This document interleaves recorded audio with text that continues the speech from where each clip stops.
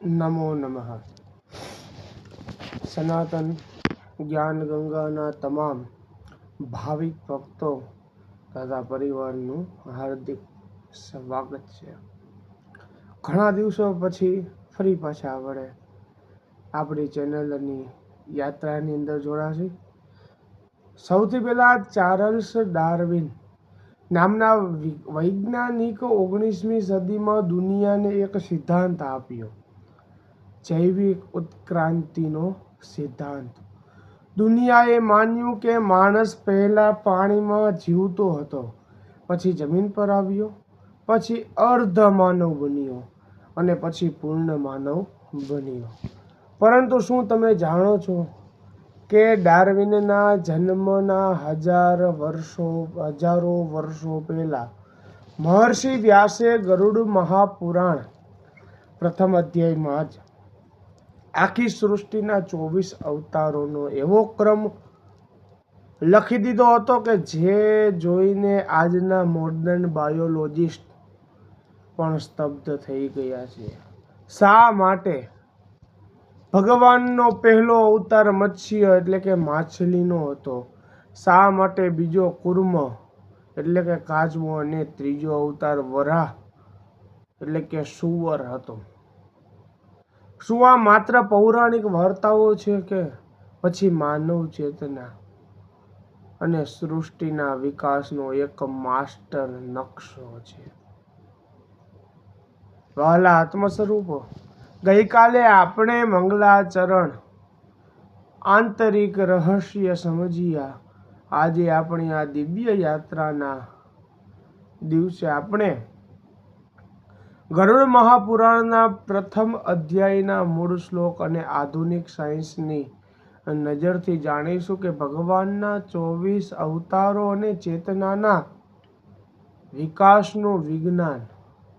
જો તમે તમારી અંદર રહેલી ચેતનાના વિકાસને સમજવા માંગો છો તો આજનો એક શ્લોક તમારા મગજના તાર હલાવી નાખશે. વિડીયો સ્કીપ કર્યા વગર પૂરેપૂરો જોજો. ગરુડ મહાપુરાણ પ્રથમ અધ્યાય સુધી ઋષિએ ભગવાનના અવતારોનો પ્રારંભ બતાવતા આ પવિત્ર શ્લોક કહે છે, જરા ધ્યાનથી સાંભળો. પ્રથમં કલ્પકાલે ચ કૌમારં સર્ગમાશ્રિતઃ દ્વિતીયં તો ભવાયૈવ રસતલગતામહીમ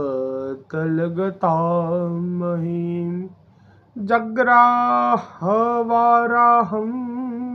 રૂપં યજ્ઞેશો જગતિ હિતૈષી. આ શ્લોકમાં ગરુડ પુરાણ સૃષ્ટિના આરંભના અવતારોનો ક્રમ બતાવે છે. સનતકુમાર અવતાર સર્જનના પ્રારંભમાં બ્રહ્મચર્ય અને શુદ્ધ ચેતનાનો પ્રગટાવ.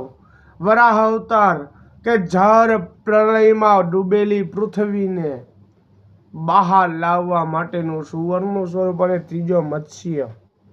અને કૂર્મ અવતાર જળમાં રહેલા જીવથી લઈને જળ અને જમીન બંને પર રહેતા જીવની યાત્રા. શાસ્ત્ર અને વિજ્ઞાનનો આ સમન્વય એટલો બધો સચોટ છે કે તે માનવ મગજની સમજ શક્તિની પર છે. હવે વિજ્ઞાન અને ગરુડ પુરાણના આ અદ્ભુત તાલમેલને જરા ઊંડાણથી સમજીએ કે મત્સ્ય અવતાર. વિજ્ઞાન કહે છે કે પૃથ્વી પર જીવનની શરૂઆત પાણીમાંથી થઈ. Life originated in water. Garuda Purana કહે છે કે પ્રથમ મુખ્ય ભૌતિક અવતાર મત્સ્ય એટલે કે માછલી હતો જે માત્ર પાણીમાં રહી શકે. કૂર્મ અવતાર વિજ્ઞાન કહે છે કે લાખો વર્ષો પછી જીવ પાણીમાંથી નીકળીને જમીન પર અને પાણી બંને પર રહેવા લાગ્યો. ગરુડ પુરાણ કહે છે કે બીજો અવતાર કુર્મ એટલે કે કાચબો હતો, જે જળ અને જમીન બંને પર જીવી શકે છે. ત્રીજો અવતાર વરાહ અવતાર. વિજ્ઞાન કહે છે કે ત્યારબાદ પૃથ્વી પર સંપૂર્ણ જમીન પર રહેતા સસ્તન પ્રાણીઓ આવ્યા. ગરુડ પુરાણ કહે છે કે ત્રીજો અવતાર વરાહ હતો. નરસિંહ અવતાર. વિજ્ઞાન કહે છે કે પાણીમાંથી અર્ધ માનવનો વિકાસ થયો. ગરુડ પુરાણ કહે છે કે ચોથો અવતાર નરસિંહ અડધો સિંહ ને અડધો માણસ હતો. હવે વામન અવતાર.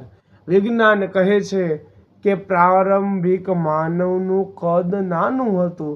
ગરુડ પુરાણ કહે છે કે પાંચમો અવતાર વામન નાના કદમાં બ્રાહ્મણ હતો. વિચારો શ્રોતાઓ કે જે વાત વિજ્ઞાન 20મી સદીમાં માઇક્રોસ્કોપ અને ફોસિલ શોધીને સાબિત કરી, તે આપણા ઋષિઓએ ગરુડ પુરાણમાં અધ્યાય 1માં હજારો વર્ષો પહેલા અવતાર રૂપમાં કેમ લખી દીધી? આ માત્ર શારીરિક ઉત્ક્રાંતિ નથી, પણ આ આપણી આંતરિક ચેતનાના વિકાસ છે.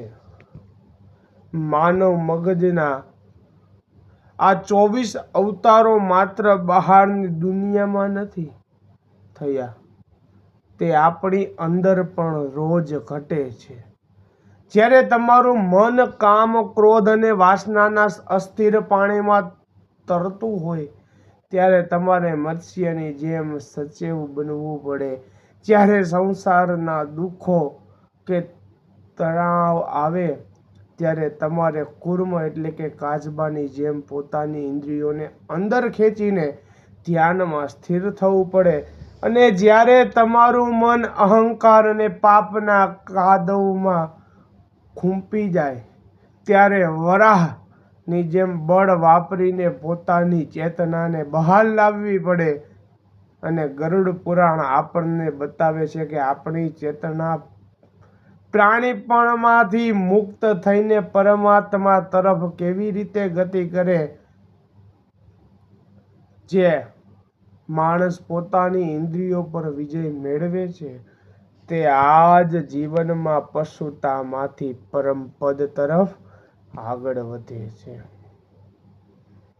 વહાલા મિત્રો, આ 24 અવતારો તો ચેતનાનો પાયો હતો, પણ શું તમે જાણો છો કે ગરુડ મહાપુરાણ આગળના અધ્યાયોમાં માનવ શરીરની અંદર રહેલા 7 સૂક્ષ્મ ચક્રો અને કુંડલિની શક્તિનું કયું અદૃશ્ય વિજ્ઞાન આપેલું છે?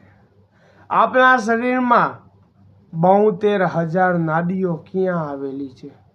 મરણ સમયે આત્મા કયા ચક્રમાંથી બહાર નીકળે તો મોક્ષ મળે છે? ધ્યાન દ્વારા પોતાની ભીતર રહેલી બ્રહ્માંડીય ઉર્જાને કઈ રીતે જાગૃત કરી શકાય? તો આવતીકાલે આપણે ગરુડ મહાપુરાણના આગળના અધ્યાયો સાથે જોઈશું. માનવ શરીરનું ગૂઢ ચક્ર, વિજ્ઞાન અને કુંડલીની જાગૃતિનું પરમ રહસ્ય. આ યાત્રા હવે ક્ષણે ક્ષણે વધુ ગૂઢ અને રહસ્યમય બનતી જાય છે. કાલે મળીએ છીએ.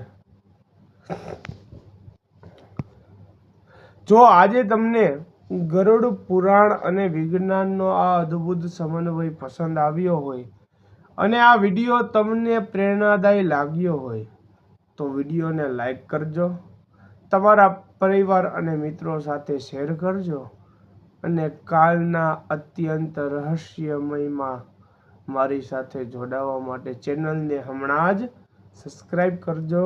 હરિઓમ તત્તસ. રાધે રાધે.